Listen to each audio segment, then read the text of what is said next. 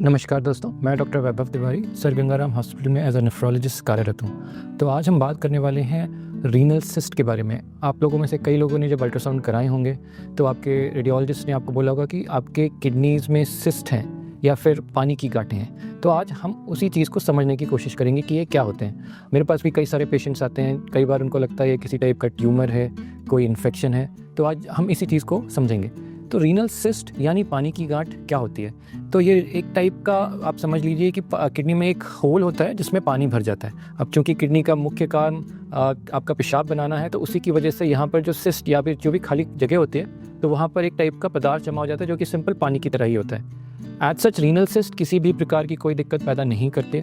यदि ये सिस्ट बहुत ज़्यादा हैं या बहुत बड़ी हैं तो हाँ, कई बार दर्द हो सकता है या फिर इसमें इन्फेक्शन या ब्लीडिंग का खतरा हो सकता है।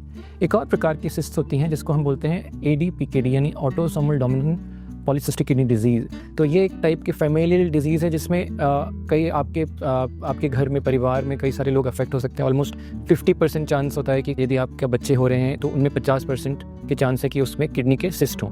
उस केस में सिस्ट इतने ज़्यादा होते हैं, पानी की गांठें इतनी ज़्यादा बनने लगती हैं कि वो एक पूरी तरीके से किडनी को नष्ट कर देते हैं। और इसमें यही होता है कि आपकी जो सिस्ट होती हैं वो बनना शुरू होते हैं लगभग 18-20 साल के बाद, और 30 साल तक आते आते आपकी किडनी में सिस्ट हो जाती हैं। और उसके बाद धीरे धीरे ये सिस्ट आपकी पूरी किडनी को नष्ट कर देती हैं। बट ये बहुत ही रेयर कंडीशन है। इसके अलावा जो सिस्ट होती हैं उसमें कई बार कुछ ऐसे तत्व दिखते हैं, यानी कि कैल्सिफिकेशन जिसको हम बोलते हैं, या फिर उसमें सब्टेशंस यानी दरारें दिखती हैं जो कि संभवतः कैंसर हो सकते हैं। तो मोस्टली अगर आप समझना चाहें तो एक होता है सिंपल सिस्ट जो कि हम 99% लोगों को हमारी किडनी में होता है।